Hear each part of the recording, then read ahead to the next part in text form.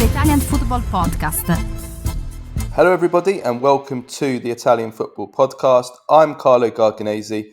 Today I'm doing the show on my own because Nima'a is actually still stuck in England. He was supposed to fly home on Sunday evening after his trip for the Football Content Awards, but he got stopped by security again and is currently being held by Keir Starmer's thought police because of some of his tweets about Palestine. I am only joking about that. He isn't currently being held by security, but it is very believable, isn't it?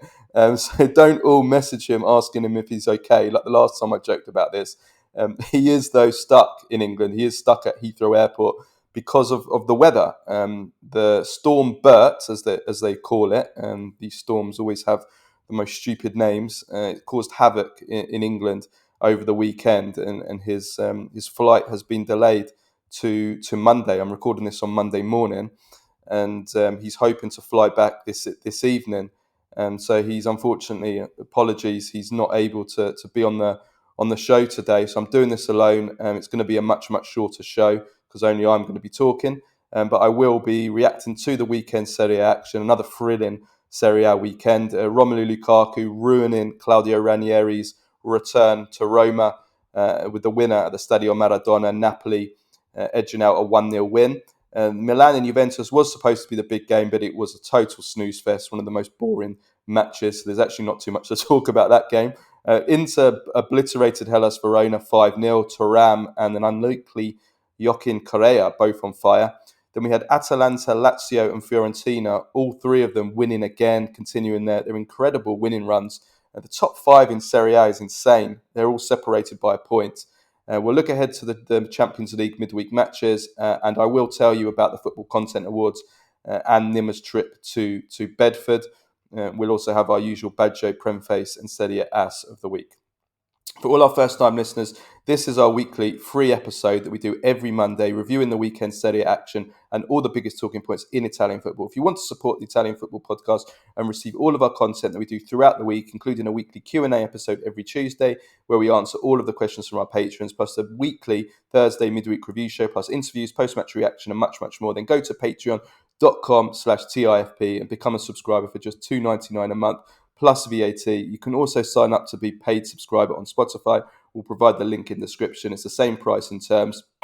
And for all of you that do listen on Spotify, Apple and iTunes podcasts, we'd really appreciate it if you give us a 5-star rating, give us a follow and a like.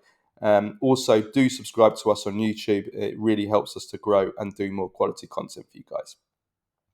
Okay, let's get into today's show.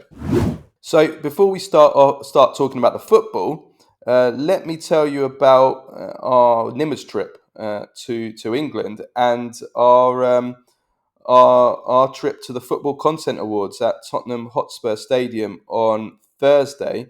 The FCAs are the biggest award show for the online football media, and we were nominated for Best International Podcast, which we were really thrilled about.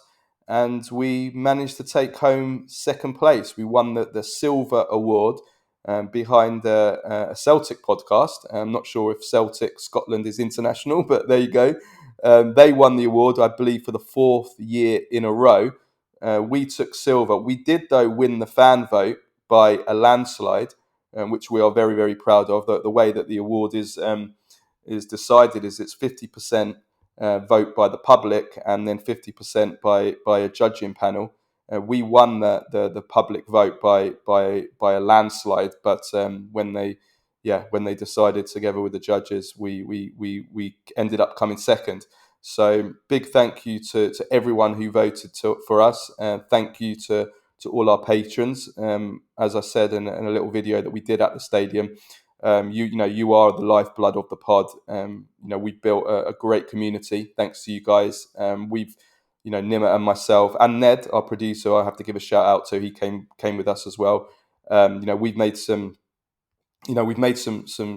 fantastic friends for life, and can't thank you guys enough. Thank you to all our listeners and to all our guests who have been very, very generous with their time. We only started this podcast 4 years ago during during COVID when we're all bored out of our minds, and to see it grow like this so quickly is it's been really, really great. Very, very touching. Usually, I have to say, I never celebrate not winning. That's just like who I am. I only celebrate when I win something. But I think I can make an exception this time, seeing as the event was held at Tottenham Hotspur Stadium. But yeah, it is a nice recognition. It's a nice achievement. I know Nima'a feels the same. Considering it is me and Nima'a doing this pod, just the two of us in our own time, around our other jobs, with a producer, Ned, who edits the pod in his own time, in and around his other work. And we were competing, and we are competing against big media empires with huge budgets, TV rights, access, massive teams. I mean, the overlap, which I'm sure everyone here is familiar with, with Gary Neville, Roy Keane, Jamie Carragher.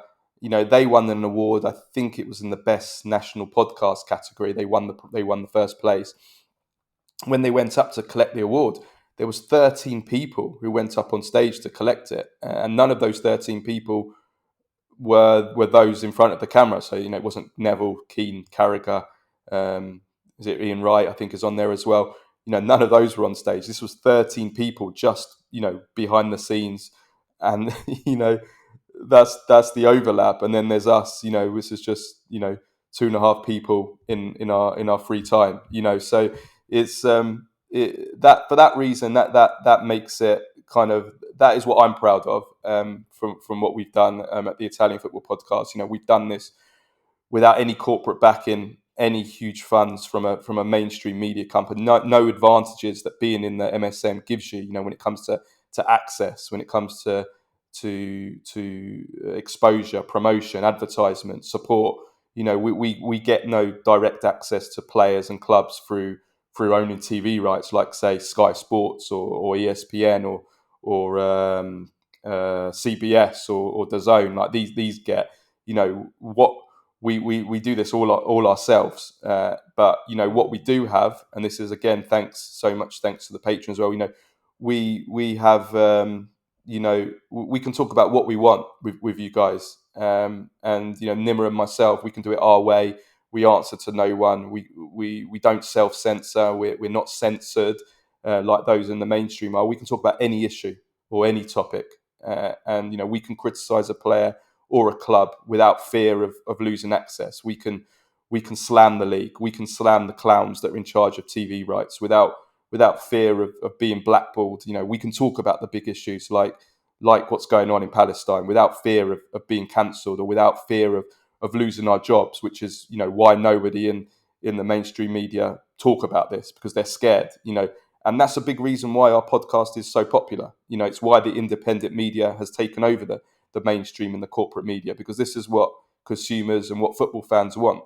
They know that they can't get that from the corporate media, because of that censorship and self-censorship. So, our little kind of, what can I say, like a little independent podcast finishing second and beating so many huge corporate media empires, does make me proud. Even though it's finishing second, I don't like to celebrate finishing second. And again, I have to stress that is a lot down to you guys that support us, our patrons, because you're part of that. It's fantastic. So we celebrate and we share this second place with all of you guys. So I just want to say again, big thank you. Enough of the long monologue. But we did have a great night. Nima'a got completely drunk, I have to say. Drunk on Rothschild wine, I should add. The irony, eh? Nima'a and Ned, they went through quite a few bottles, I have to say. But Nima'a especially was pretty wasted at the end of the night. But the stadium is spectacular, I have to say. The difference between these English stadiums and the Italian stadiums, and I'm just talking about on the inside, it's unbelievable, really. It just shows how far away we are, the Serie A clubs from the Premier League clubs. It's incredible. But yeah, we had a great time. It was good fun. But most importantly, earlier in the day, Nima'a actually visited Bedford. He came to Bedford for the first time, and he visited La Rondine, visited my family's cake shop, and he loved it. I'm sure he'll talk about it when he's on one of the next shows. He had such a great time. I introduced him to all the classic characters that the patrons all know about. My dad, who actually got Nima'a to put his apron on and made him do some work, which he enjoyed, by the way. My auntie Liz, who's become Nimmer's new bestie, and also, of course, Shania Twain's ex, Vinnie Jones, who you all know about. He got to meet him. Spikey wasn't there as he was drunk, even though it was 11 o'clock in the morning. He got sent home drunk, which devastated Nimmer because he really wanted to meet him. But Nimmer tried all the Italian pastries that we do, the sfogliatella, the babà, the zuppetta, the chocolate toothpaste, which is a speciality you can only get in Bedford. What else did he have?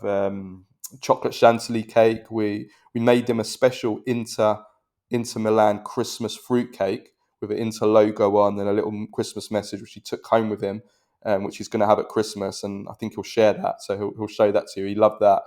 And I also taught him how to make cannoli with ricotta cream, and we filmed it as well. So I'll post that video at some point this week of Nima'a. Nimmer's a natural, actually. We've actually talked about potentially opening up a subsidiary in Sweden, a cake shop in Sweden, of La Rondine. Maybe Nima'a can run it, maybe. So yeah, Nima'a loved it. He loved it. I showed him where the Youth Offenders Institute is. I showed him where the prison is. I showed him the famous Genevieve's massage parlor above KFC. He had a whale of a time. So yeah, that was Nimmer's trip to England and our Football Content Awards. And yeah, that's that. Let's move on to the football now, which was also quite eventful. Napoli Roma was the debut of Claudio Ranieri. Well, his third debut on the bench for Roma after he returned again. It ended in defeat, but I think from Ranieri's and Roma's point of view, and I think Ranieri said this after the game, I think there are positives to take from this game. I think that Roma played as a team. They played collectively. It wasn't just a team of individuals that looked so disjointed and just looked so hopeless so far this season. I thought they showed the kind of like the character, the determination, get my words out, and hunger, which Ranieri cited at the end of the game. That was good to see. I thought they were pretty well organised. Napoli didn't really create that much, apart from the Kvara chance right at the beginning and the goal from Lukaku. I mean, yeah, Napoli didn't really create that many clear cut chances. I thought Ranieri showed kind of the tactical acumen he has. Like, he saw that Roma weren't creating enough in the first half, and he went to a back three, and they kind of held possession better and started to be a threat after the Napoli goal.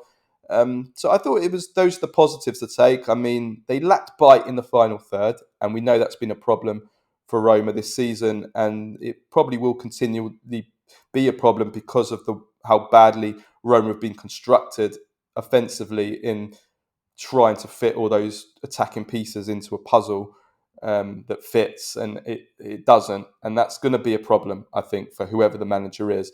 But at the same time, Roma had the chances to get a point out of this game. At 1-0, Dovbyk misses an absolute sitter. I mean, you got to score that from the free kick, curled in. He's inside the 6-yard box.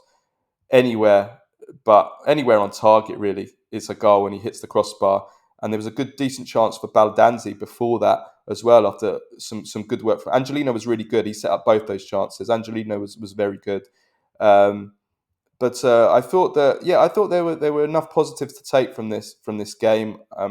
Ranieri, you can see he's going to kind of go for more kind of big, tough, physical players that he can get guarantees from, and we saw that.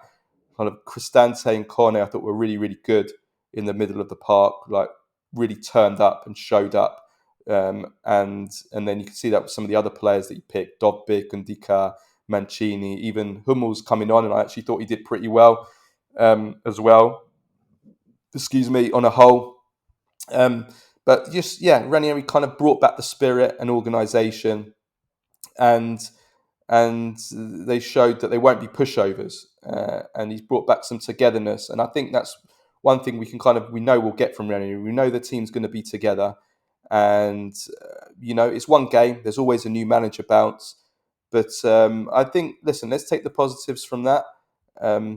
Yes, the attack needs to be better. In the first half, they had a 0.07 xg. I mean, that's not acceptable. But overall, something to build on. The next fixtures, I mean, Atalanta next, obviously going to be hard, but then Roma have got Lecce, Como, Parma. Let's see after those games how Roma are doing. They obviously need to look over their shoulder a bit. 2 wins in 9, not too. The relegation zone is not too far behind them, so they need to be careful. But overall, I think not a bad start from Ranieri. As for Napoli, it's obviously a big win for them. They stay top of the table by 1 point in what is an insanely tight top of the table. 1 point separating the top 5. They had to dig deep at the end. Roma were pushing for an equaliser, but they showed kind of what Antonio Conte's Napoli are all about. They took the lead. That they were dominant in the first half, completely controlled the game, the possession. I think they had about over 70% of possession in the first half. They should have taken the lead through Kvara, who missed a really big chance. McTominay had a half chance. I think Rachmani had a half chance as well. Didn't create an overwhelming amount of opportunities, but were clearly dominant. And then Lukaku broke the deadlock, and that was very important. Also for Lukaku, because he hasn't been at his best recently, the last month or two. But he has turned up in 2 big games now. This game and also the game against Milan, when he scored, and that is definitely a positive. And that's something that you have to give credit to Conte, because Lukaku throughout his career has been someone who let's be honest, has been a bit of a big game flop on a whole, really. Let's be honest, his performances in big games haven't been good enough. And so that's 2 big games now that he's scored in and been important in. So that was good. I thought the other positives, I thought Di Lorenzo was excellent, outstanding. He set up the goal. He also set up the chance for Kvara. And I thought an interesting tactical twerk in this game from Conte was these inverted fullbacks in a back 4, which was very interesting. Di Lorenzo and Oliveira both coming inside a lot, kind of in between the space between the left back or the left wing back and the left centre back, or the right centre back in the case of Oliveira, and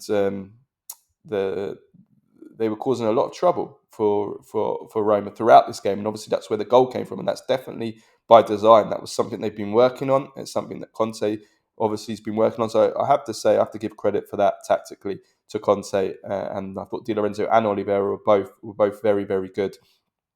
I thought Anguissa, very powerful. Good return from Lobotka as well in the centre of midfield. And again, the defence conceded very little. It was just really that chance for Dovbyk, where they let him go, and that was bad marking. And Conte wasn't happy about that after the game as well. He was critical of that. But apart from that, they risked very little, and that's kind of what we've come to expect. But it's a big win.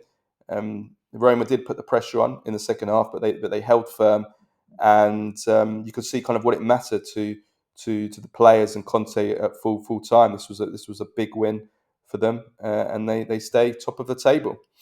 And they also pull away and extend their lead from two teams who are supposed to be title challengers, but do have to be a little bit careful now not to fall away. And that is Milan in particular, but also to a lesser extent Juventus. They play out a complete snooze fest at San Siro on Saturday, 0-0. There really isn't much to talk about in this game. There should be, because it's a huge game, but it really wasn't a good spectacle for Italian football. Barely any chances to talk about at all in this entire game. Just a lack of opportunities, a lack of quality, basic errors. The XG in this game, I mean, look at this, 0.29 versus 0.5, which really does say it all. 3 shots on target in the entire game. Milan, 1 shot on target, which came in the 95th minute. No big chances, really, only really half chances. And I have to really criticise Milan. If we talk about Milan first, I have to criticise Milan first than more than Juventus, really. I'm not that critical of Juventus because Juventus was the circumstances, which we'll come to, of Juve going into this game. But, Milan, they needed to win this game. They are falling behind now. If I've not got this correct, let me just check the table. 19 points. They're 10 points behind Napoli now at the top of the table. They do have a game in hand, and they're 9 points behind the cluster of 4 teams in second, including Inter. 9 points behind Inter. Again, they do have a game in hand, but they really are. They are at risk now of really being indefinitely out of a title race. They're not far. It's not far. We're not far away from really completely writing them off of the title race.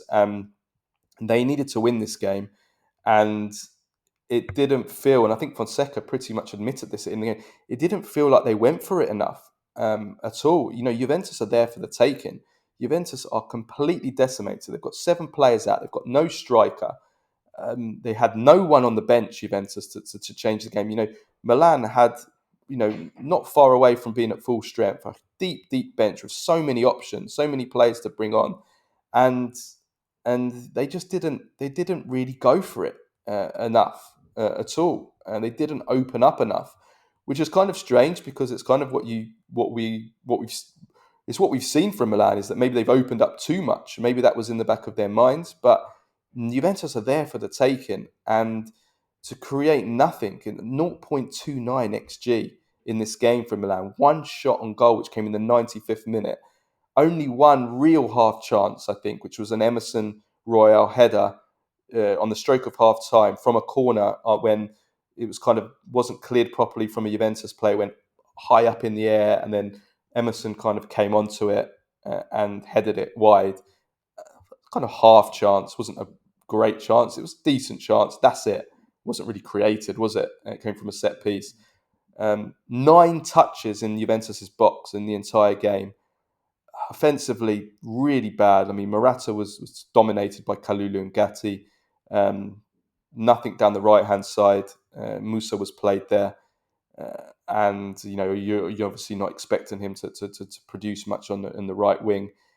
Milan's midfielders made no headway kind of in the kind of like the attacking centre midfield role, let's say, attacking centre midfield area.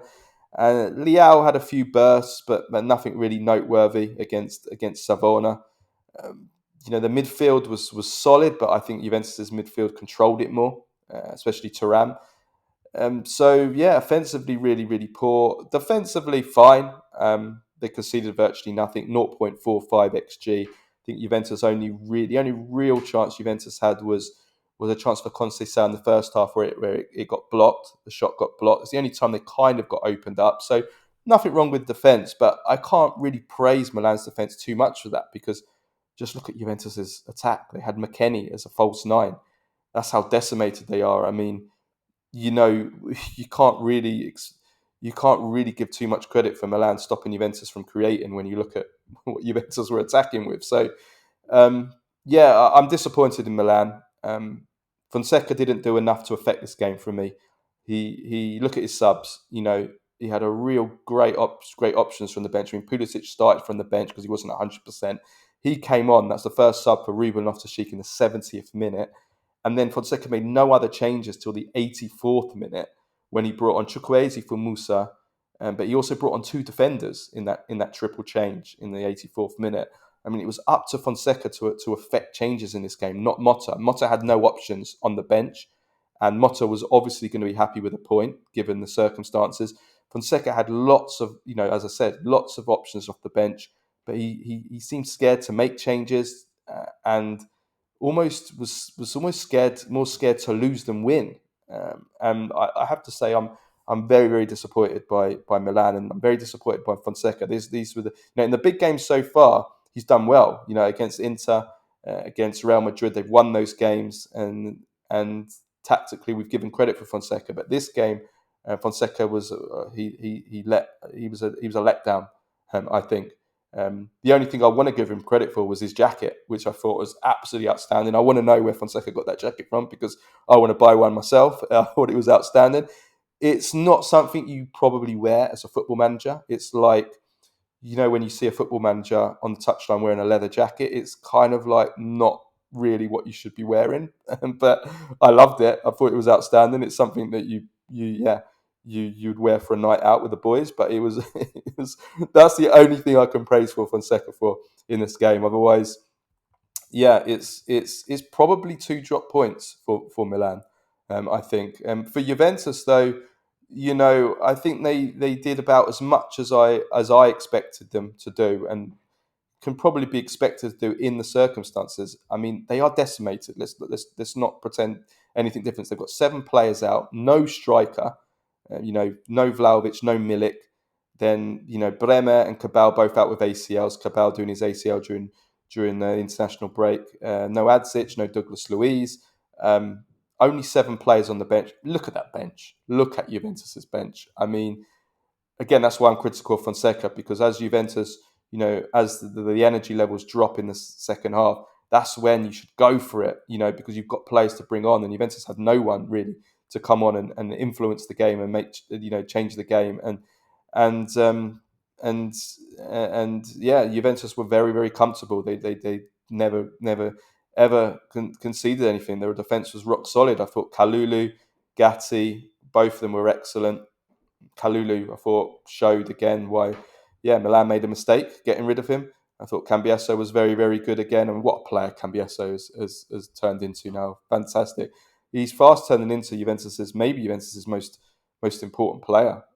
Certainly their most irreplaceable player, especially with all the problems in defence, with injuries and everything. I thought, defence. I mean, Savona did pretty well. He made a mistake where he thought the ball had run out of play and he let Leao get away from him, which was a bit of kind of a naive error, but he'll learn from it. But apart from that, I thought he did pretty well against Leao. He minimised the danger from Leao. I thought man of the match was Thuram, Kefren Thuram. He's been in good form recently, but he took it onto another level. He was a monster in the centre of midfield. Bit of a young, like some flashes of a young Patrick Vieira, and some flashes of a young Pogba, and just some of his movements. I'm not saying he's as good as those players, but he has. I mean, Vieira, I think is unbelievable. Both of them. I mean, as youngsters, they were phenomenons. He's turning into a real quality signing, isn't he? Thuram, and he dominated that centre of midfield. Defensively, very, very good. Expected goals against of just 0.29 in this game. Only 1 shot on target against. That came in the 95th minute. I thought structurally, positionally, the patterns, Juventus were better than Milan in this game. I thought their counter-pressing was pretty good in the first half. They were winning it back quickly after they lost it. And that's all structural. That's all down to Motta's work. And in the long run, that will pay dividends. The issue was again, there was nothing in attack. Part of that is, if we're talking generally, that is on Thiago Motta, because it's something that I spoke about even with Bologna last season. In that, Juventus are, Motta's teams are very focused on not leaving themselves open when they have the ball in possession, that they don't open up and throw enough men forward, and don't create those overloads and create chances that way. That is a Motta issue in the long run that he definitely needs to improve on to move on to the next level as a manager. But you can't be critical of that in a game like this, when just look at who Juventus have. They've got no one in attack. They had Weston McKennie as a kind of a false 9, and Coop Miners sometimes moving into that position, sometimes Yildiz. I mean, what could we really expect in this game? We have to be realistic. So from that sense, I think that a draw was kind of what we were probably the most generally we could probably expect from Juventus in this game.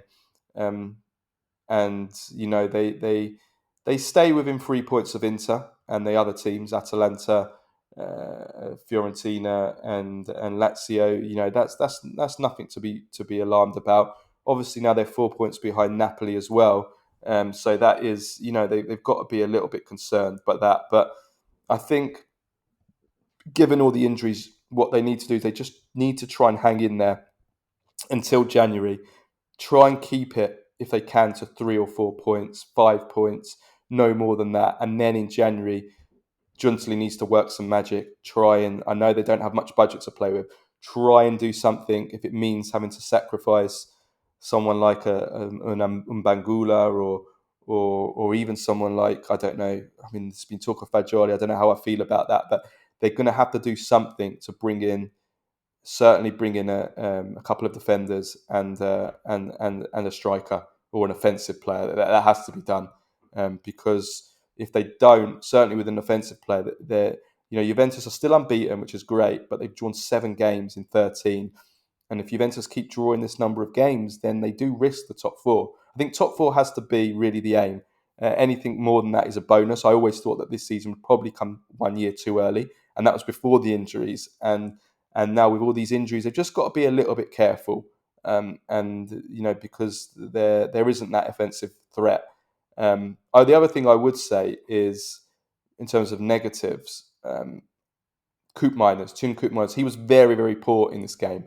I think he's generally been good, his overall level of play, when he hasn't been injured, but he needs to do more. The bedding period's over. Juventus paid 60 million euros from him, and he hasn't scored. Been a little bit unlucky, some disallowed goals hitting the woodwork and stuff, but we expect more from Koopmeiners. And this game was unacceptable performance from him. So many basic errors, miscontrolling it, bad, really simple passes, not going to their man. It wasn't an easy game from him. Trust me. I've played in that position when you've got no striker in front of you, or you've got a really terrible striker in front of you. It becomes so hard because he was picking up the ball, had nothing in front of him at all, literally nothing in front of him sometimes, and it's like, what do you do?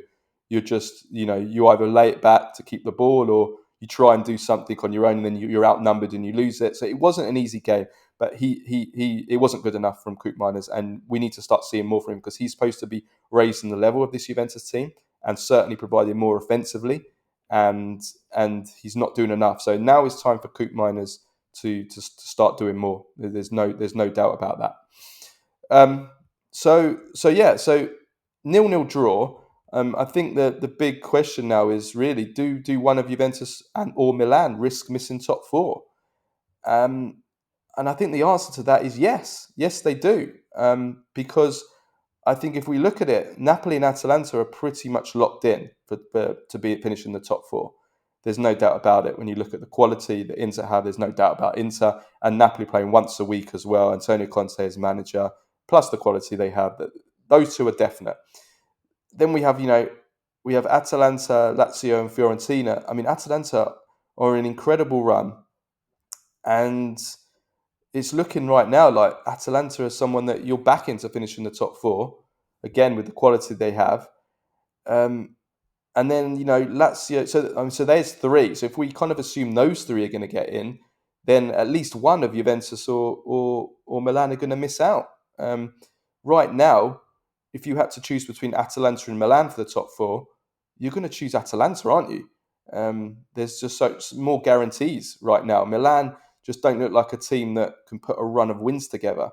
And, obviously there's the continued doubts about Fonseca as well. And, 5 wins in 12 this season, it's not good enough. So there are fears for Milan. Juventus, obviously, with all the injuries they've got, they do need to be a bit careful. I think Juventus should be okay, but they need to be a little bit, there are worries there because of the number of injuries and they're drawing too many matches. So I think January will be important for Juventus. As for Lazio and Fiorentina, Lazio are increasingly becoming a dark horse, maybe more than a dark horse. I really like Lazio. who we'll talk to. They've got really underrated depth in their team, and they're on a great run. I think Fiorentina, wonderful story. That Fiorentina won't stay there. They won't stay there. They're overperforming right now, but they're doing fantastic. So yeah, I think that the simple answer is that one of Juventus or Milan, there is a very good possibility that one of those two will miss out on the top four. I would lean more. I would lean more towards Milan. I think Juventus will be fine, but yeah, it's certainly um, it's amazing the race at the top of the Serie A right now. Let's move on to Inter, who thrash Hellas Verona 5-0. Incredible first half from Inter. It was the Marcus Thuram show once again. 2 goals and an assist. 9 goals, 3 assists this season. He really is becoming Inter's main man now, isn't he? I mean, this season he has been the number one talisman of Inter, more so than Lautaro Martinez, who's been a little bit under par. Lautaro didn't play in this game, and also great to see Thuram take on the goalkeeper for both his goals. You know, I was moaning about this just last week or the other week about how in modern football you just don't get enough players rounding the goalkeeper when they're 1-on-1, and they're all robots. They just slide it past the keeper or maybe dink it over the keeper. And so that was great to see. I did think the second one, the goalkeeper did make it quite easy for him. He was like a cone, like a traffic cone. It was just made it so simple. But yeah, Thuram, monster right now. The surprises, Joaquin Correa, surprise start by Inzaghi, paid off. Well done to Inzaghi there. 1 goal, 2 assists, lovely finish, dinked finish. I believe that's his first league goal in Serie A for like 2 seasons or something, 2 years. The question now really is he now above Marko Arnautovic in the pecking order for Inter? I think maybe he is. And could he even challenge Mehdi Taremi for being third? Maybe not yet, but maybe, yeah, if he continues playing like he did in this game, maybe he will. So completely out from the cold, from the dead, Correa, and suddenly becomes a player of use. Yeah, this was such a convincing win for Inter. They're looking really, really strong, aren't they, Inter? That's why they are the favourites to win the Scudetto again, and they're such a powerful force. They're going great in the Champions League as well. It looks like they're going to finish in the top 8 and play two less games. I think Inzaghi's starting to do really well. He's doing really well with his rotation. He's rotating players. I mean, Di Marco didn't play, Lautaro didn't play. He's given the players the rest that they need. I mean, in the Champions League this season, he's been playing like second string teams in a lot of games. Look at the Arsenal match, which Inter won with so many second, reserve players, backup players playing. This is going to really serve Inter good going into the second half of the season when they will need to be fresh against the Napoli team that are going to be fresh because they're not in Europe. So Inzaghi's doing a great job there.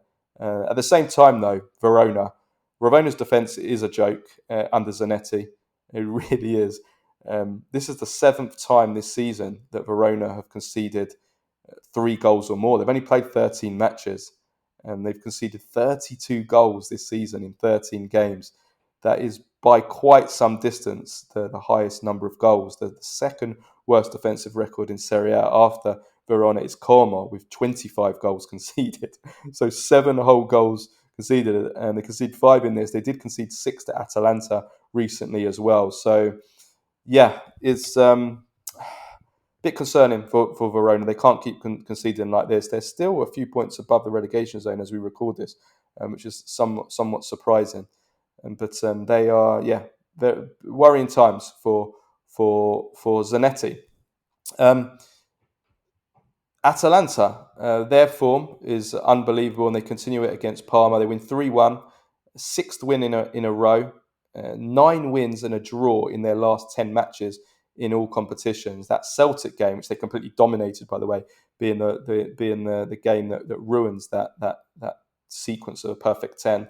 And they've scored 3 or more goals in 5 of those 10 matches. So they're scoring for fun right now. And I guess the question is now, I mean, Atalanta are joint second. They're 1 point behind Napoli in the lead. The question is now, really, can Atalanta win the Scudetto? I think it's definitely a question that is valid asking now. I mean, that form that I've just run through there, sixth win in a row, 9 wins and a draw in the last 10, scored 3 or more goals in 5 of those matches. They are the top scorers in Serie A with 34 goals. I mean, the offensive quality that they have, I mean, it's unbelievable. I mean, an XG of 3 in this game against Parma. Again, I mean, they have arguably the best strike partnership in the league right now, certainly on form. Lautaro Martinez and Marcus Thuram will definitely challenge that, and maybe if we're taking it over a longer period, maybe we'd say Lautaro Thuram, but they're up there. I mean, this partnership of Lookman and Retegui is absolutely unbelievable. It really is, and you know they've got the top scorer in the league in Retegui. They've got maybe on form, maybe this season the best player in the league in Lookman. I think there's an argument to say that Lookman's been the most complete player in Serie A this season. I mean, goals, assists, dribbles, the moments of individual magic, being able to do something out of nothing, just how flexible he is, can play up front, can play out wide, can play in behind. What a player! What a player Lookman is, and they Atalanta are really looking good. I mean, they've got the experience now, haven't they? No doubt about that. They've got the experience. The manager they've got a wonderful, wonderful manager. Physically, they look in great shape. We'll see if Bangsbo and can maintain this amazing physical condition.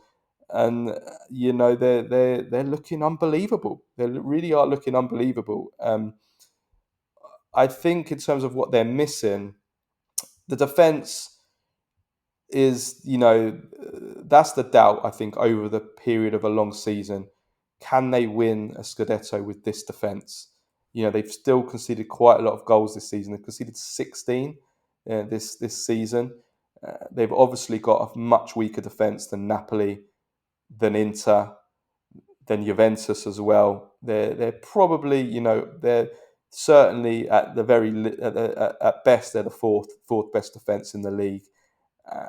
And so I don't know. We'll see. Scalvini's back now, and that was great to see him come back in this game. Scalvini is back. We'll see.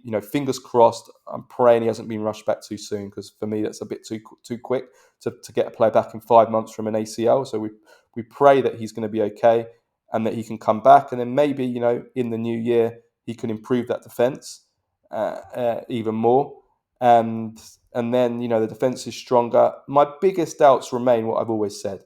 I think that Atalanta are missing a backup number 9, classical number 9 to Retegui, which you do need in certain games, and you risk overplaying Retegui, and then his levels declining in the second half later in the season. But number 1, they need a backup to Ederson.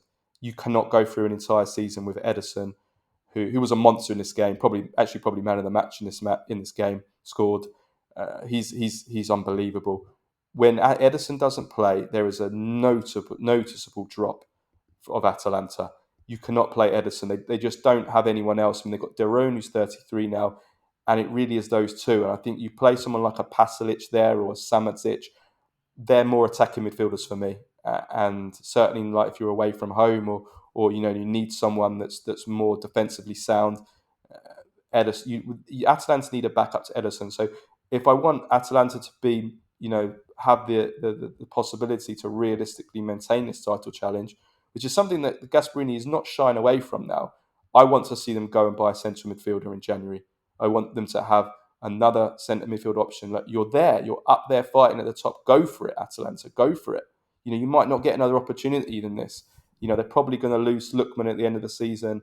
They've already lost Koopmeiners, they lost Scalvini and Scamacca to ACLs this season. They've already taken huge hits. So I think it's remarkable what they've done. It really is fantastic. So I want to see them go and buy a centre midfielder in January. ideally buy another attacker, another number 9 as well, seeing as Scamacca, if he does come back, it'll be towards the end of the season. And, what can you really expect from him? A striker coming back from an ACL, missing the whole season. So I want them to go for it. I want them to just to go for it. They can afford it. They've got the money. And then who knows? Who knows? For me, Inter and Napoli are still ahead, but it would be a beautiful story, and no one would be happier if Atalanta than me if Atalanta went on and won the Scudetto. So yeah, great win. Lookman, as I said, sensational. 1 goal, 2 goals disallowed. Retegui, another goal. Ederson, unbelievable in centre midfield. And I thought that the wing backs were good. Ruggieri, Bellanova both got an assist. Quadrado even getting an assist off the bench. He was contributing. So a dominant win. Parma's defence, not good enough. They've got to be careful, Parma, because, they, excuse me, they, they've got so many fantastic, talented youngsters, which is, you have to praise Kyle Krause and then the management for the job they've done in building this project with young players. And I think there's at least a handful of young Parma players who have got big futures ahead of them, and I think we'll move to big clubs in the future.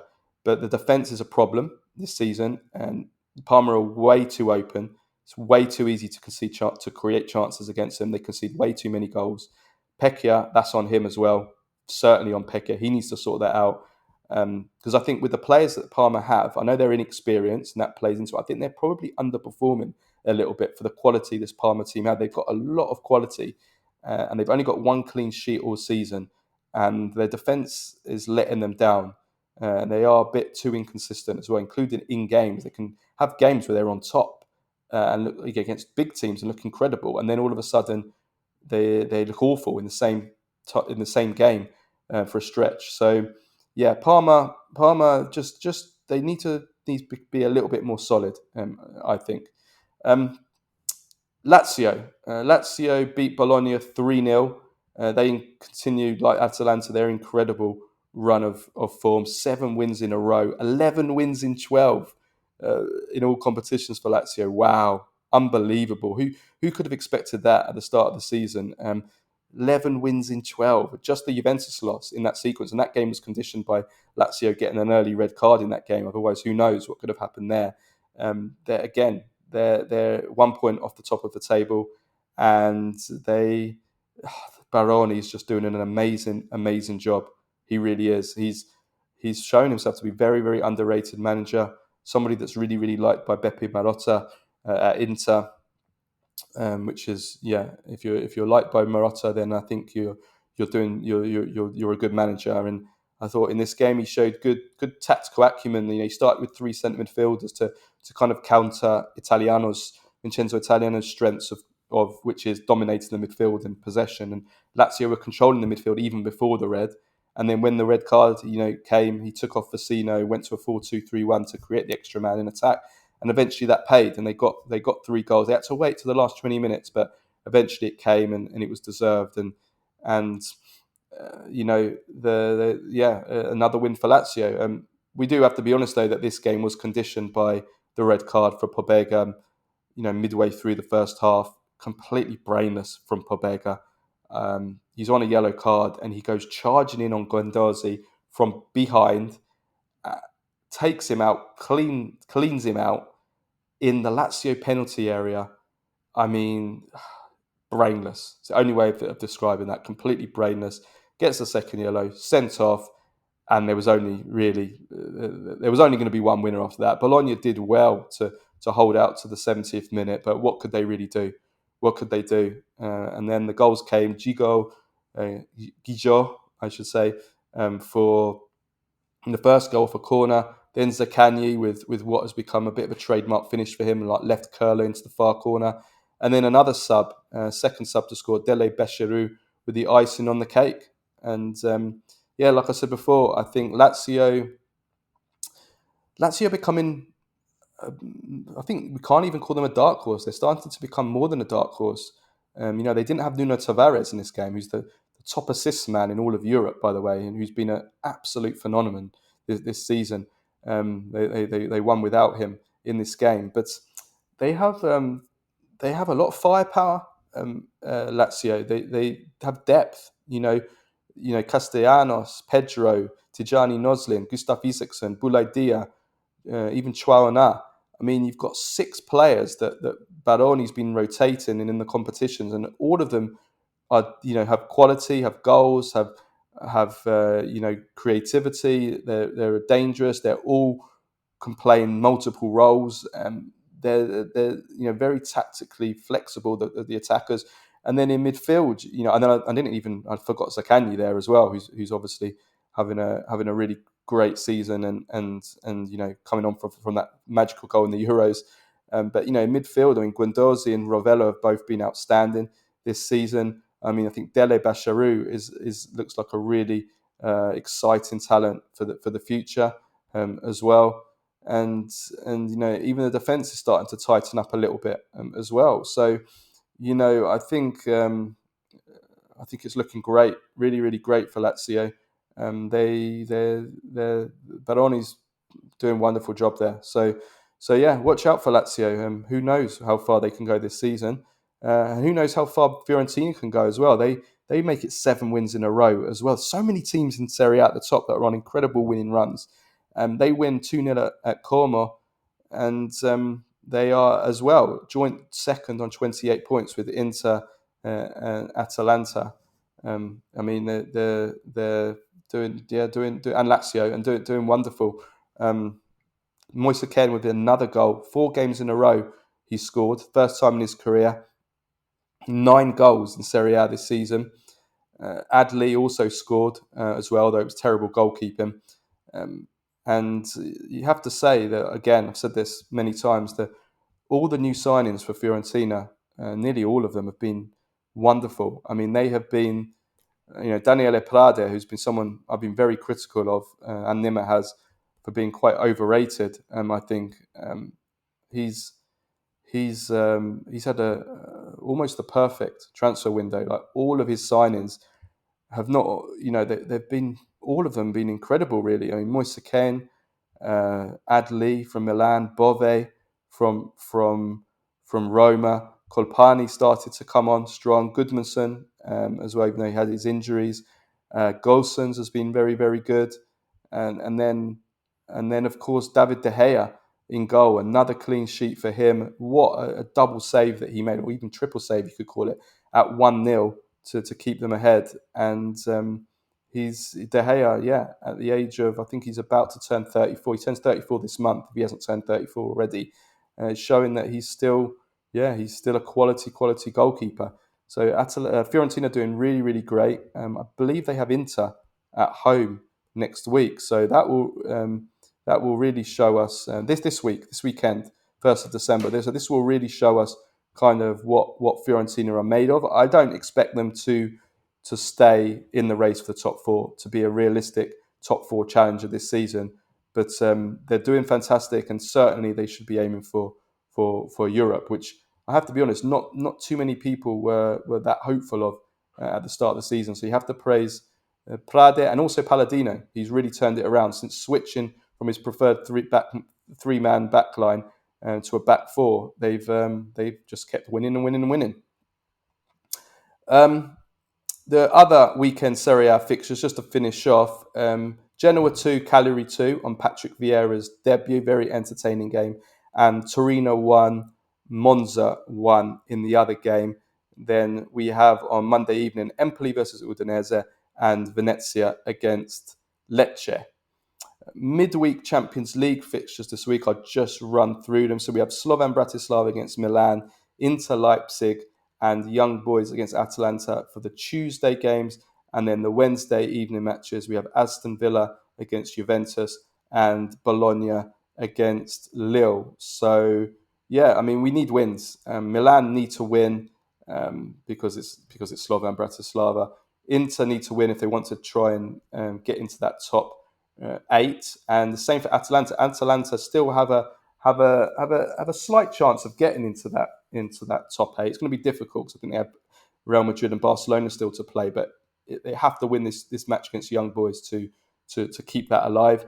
And then Juventus against Aston Villa, going to be difficult because of Juventus's injury crisis. But they should be aiming, for a draw. They'll be happy with there. And then Bologna versus Lille. I think it almost doesn't matter for Bologna. They're not going to qualify. But just go for it, Bologna. You've got nothing to lose now. Okay, so just before we finish off the show, Baggio, Premface and Serie Ass of the week. So, Baggio of the week first. I'm going to go for a non-football one. I'm going to go for the Italy tennis team for winning both the male and female Davis Cup, which is an incredible achievement. I think it's only the 5th time in history that a country has done it. This is the 2nd year in a row that the men have won the Davis Cup. This is a golden generation for tennis in Italy. We are quite literally dominating world tennis right now. I mean, we've got Yannick Sinner, who is world number one. He's won 2 Grand Slams this year, 8 singles titles, which makes it one of the best individual years for a male tennis player in history. And but it's not just him. We've got so many incredible tennis players in Italy right now, male and women, but especially male. 9 Italian male players ranked inside the top 100, the ATP top 100, and 6 of these are 23 years of age or under, which just shows. I mean, so the best is still to come. I mean, Italian tennis right now it's like Italian football of the 90s. It's if you're a tennis fan, then savor this moment because this is a golden age for Italian tennis, and it's incredible what the tennis players are doing. So congratulations to the men and the women on a wonderful achievement. Premface of the week. I've got to go for Jamie Vardy, and this video has triggered a lot of Italians, unsurprisingly. And this was sent to me by Patrick Kendrick. I'm going to give a shout out to him because he likes to send me videos that trigger me.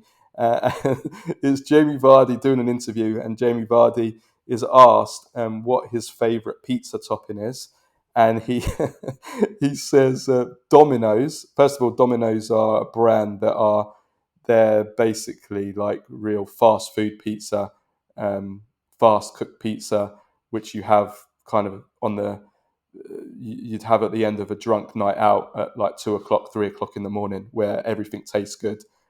So he called it Domino's. So he said Domino's stuffed crust, which is like this creation here. I don't know if they do it. I think it's an English-American creation where they stuff the crust with mozzarella and cheese. And so Jamie Vardy said his favourite pizza topping was Domino's stuffed crust with meatballs, bacon and sweet corn.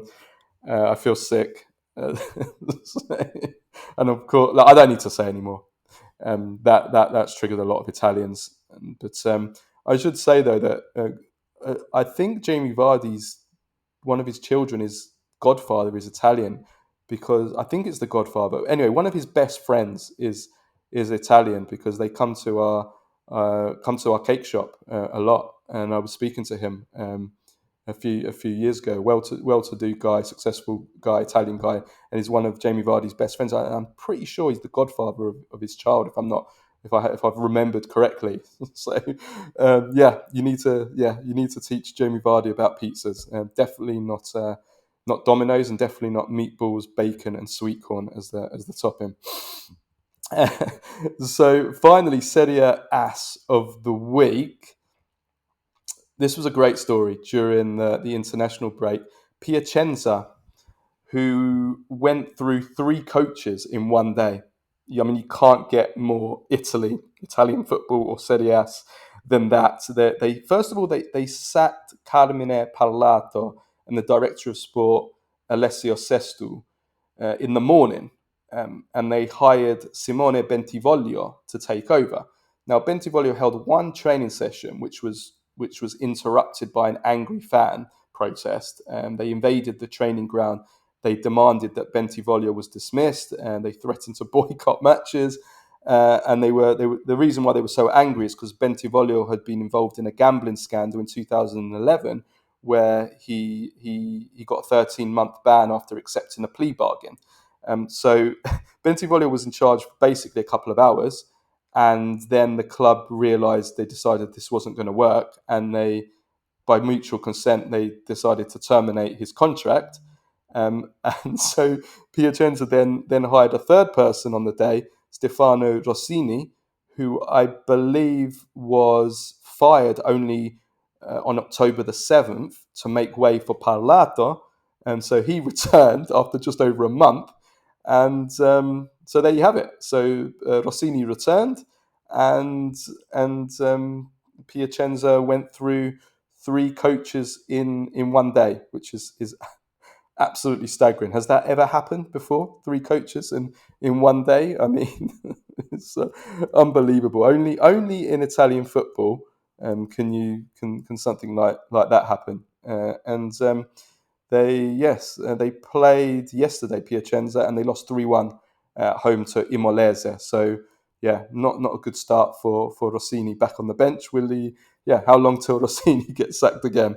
But that's Piacenza, who in my childhood were a regular in Serie A, and they had tough times recently. They went bankrupt in 2012. So yeah, Serie Ass of the week. That is it for the show today. Sorry again that it was only me, but we hope that Nima'a can get back home safely. And we will be back later in this week. We will certainly have a Champions League show, post match reaction show on Thursday. That's for sure.